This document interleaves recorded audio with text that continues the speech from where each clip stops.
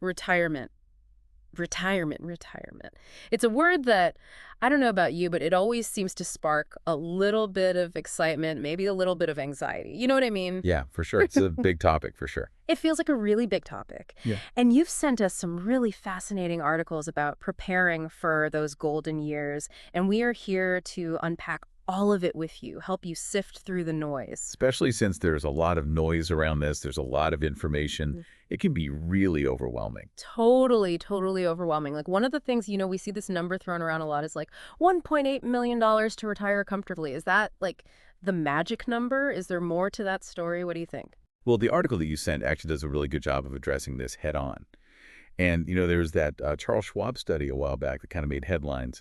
And it seems like that $1.8 million figure really stuck with people as like the benchmark, right? Right. But the thing is, it was based on a survey of people's perceptions about what they thought a comfortable retirement cost. It wasn't actually based on solid financial planning. So not really the gospel, more like a financial game of telephone gone wrong or something. Exactly. Yeah, like blindly chasing after one number. Yeah. That can really backfire. Imagine undershooting it, feeling like you're never going to reach your retirement dreams, or even worse, overshooting it, sacrificing too much in the present for a future that might not need that level of saving at all. Deep breaths, everybody. It's going to be okay. So if we're not looking at that $1.8 million as the holy grail of retirement planning anymore, where do we even begin? What does matter? What really matters when you're figuring out how much you personally need to retire comfortably? So it really comes down to one really key thing. How do you plan to actually spend your money in retirement? Are you someone who's dreaming of like lavish vacations? Do you want to be like a master gardener? Because your retirement spending is going to look very different from, someone who pictures themselves in a cozy cabin reading books all day, right? Totally. Fidelity suggests that you should aim for around 80% of your pre-retirement income. Some experts are even more conservative than that. They say aim for even lower, like 55, 60%. It all depends on your unique vision for this time. So if you're pulling in, let's say, around $100,000 a year now, are you saying you should be aiming for like $80,000 a year in retirement? Or even lower, depending on, what your dream situation looks like. Yeah, exactly. But remember, that's just kind of the starting point, right? The key is really customization. It's about figuring out what really brings you joy and building your retirement plan around that. Okay, I'm feeling a little bit better already. All right, so let's talk strategy then. We hear this term thrown around a lot, the 4% rule. Is that still a good guideline for planning out retirement withdrawals? Or is that a little bit outdated now? Yeah, it's definitely a classic for a reason. Like, it's stuck around. Right. But like any good financial advice, it needs a little bit of context. So remember William Bengen, the guy who basically invented the 4% rule? Yeah. Well, even he has updated his thinking over time. Ooh, okay, a plot twist. All right, I'm intrigued. What's changed? Well, when he first came up with the rule, it was based on a portfolio mix of mostly bonds and large cap stocks. Right. But, the investment world is way more diverse these days, right? Yeah, you're telling me small cap, micro cap stocks, you've got real estate, international investments, even things like commodities. I mean, it's a whole different ballgame. Exactly. And that's Bengen's point. With more diversification, there's potential for higher returns. Now, this doesn't mean just like throwing darts at a board and hoping for the best. Right. Diversification still requires, really understanding your risk tolerance and planning accordingly, but it could mean that you're able to safely withdraw a bit more than that classic 4%. He's even suggested 4.5% or even 5% in some cases. Wow, so that's pretty amazing to think that a seemingly small adjustment like that could make a big difference. Speaking of making a difference, the article also brought up something kind of sobering, which is that the median retirement account balance for people in their late 60s and early 70s is only around $200,000. Yeah. Does that make you want to bury your head in the sand? Or is there still hope for those of us who aren't sitting on $1 million nest egg quite yet? Don't panic just yet. It's true. That $200,000 figure, yeah, it can seem like worlds away from that $1.8 million myth that we were just talking about, right? Right. But remember, it's not the whole picture. Retirement income is kind of like a mosaic. It's made up of all these different pieces, right? You got your Social Security benefits, maybe you have a pension from a previous job, and let's not forget about, the power of a side hustle, maybe part-time work during retirement. A lot of people find that keeps them really active and engaged. So. Right. I love that. The retirement income mosaic, right? It's such a good reminder that there are so many different paths to reach your goal. So even if you're not hitting that mythical number, a comfortable and fulfilling retirement is still within reach, right? Absolutely. And you know what else really resonated with me from the article? It was this example they gave about just the power of tiny tweaks to your withdrawal rate. Oh, yeah. Who Yeah. doesn't love a good, like, small changes, big impact kind of story, right? Tell me more about this. Okay, so picture this. You want to have, say, $40,000 a year to play with in retirement. If you stick with that traditional 4% withdrawal rate, you would need a cool million saved up. Okay.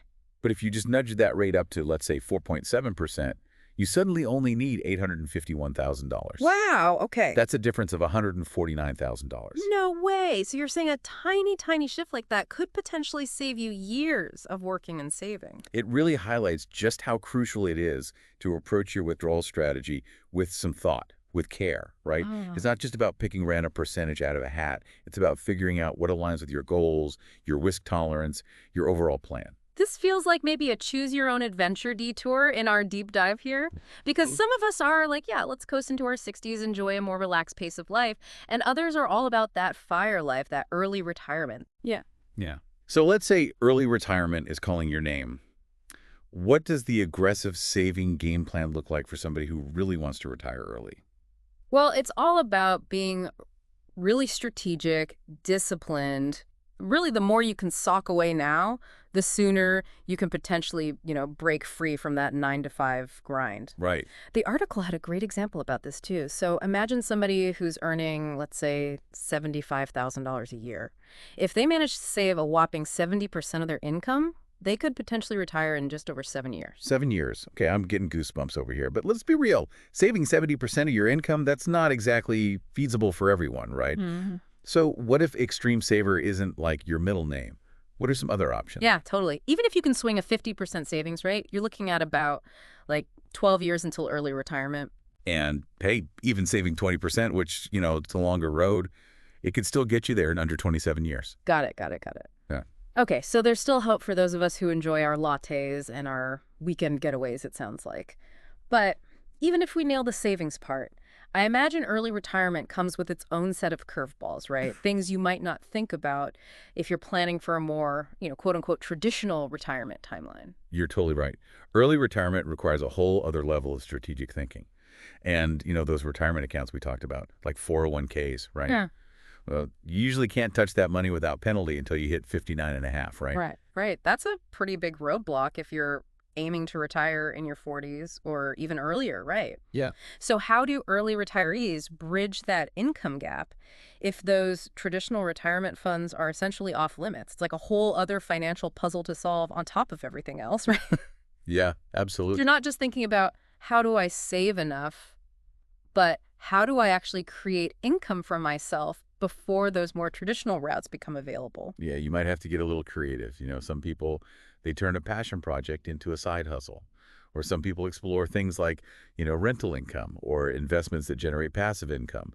There are different ways to kind of, create that bridge. Yeah, you've really got to design a plan that fits that early retirement lifestyle, it sounds like. Exactly, yeah. Okay, I'm feeling very inspired and maybe just a tad overwhelmed, but in a good way. That's good. A little bit of both is good. Before we let you go, I kind of want to hit the rewind button a little bit. What are some of those golden nuggets, those key takeaways that we really uncovered today? Yeah, let's do it because it's about making this, actionable, right? Yes, Yeah. exactly, exactly. So first things first, that $1.8 million figure that we hear thrown around all the time, not the be all and end all, right? No, not at all. I mean, it's way, way more important to really understand your own, individual spending habits, right? Right. And create a savings plan that actually is tailored to you, right? Your retirement, your rules. 100%. And then, while hitting those savings goals is super important, it's not the only piece of the puzzle. We talked about things like having smart withdrawal strategies, like the 4% rule, how even just tiny tweaks can make a really big difference. And of course, the power of diversification to really boost those returns over time. Yeah, make that money work smarter, not harder, right? Exactly, exactly. And for those folks out there who are really early retirement is calling their name, aggressive saving, having a plan to generate income, those are your best bets. For sure. So much good stuff to think about. It's not just like how much you save, but like how you're saving, how you plan on accessing those savings, how Yeah. you structure your overall financial picture. And there's a lot there, but hey, that's what deep dives are all about, right? Yeah. We love digging into the details so you don't have to. Exactly. Yeah, we do the heavy lifting. But one thing that this conversation has made me think about, and I'd love to hear your thoughts on this too, is we've been really focusing on US-based information, Right. but how do these principles apply in other financial landscapes around the world? I mean, it's a big world out there. It is a big world. Different systems. Different systems, yeah, different ways of thinking about things. So that's something I'm definitely going to be pondering. But as always, thank you so much for taking this deep dive with us. Of course. Happy to be here. And to everyone listening, happy planning. Yes, happy planning, everybody.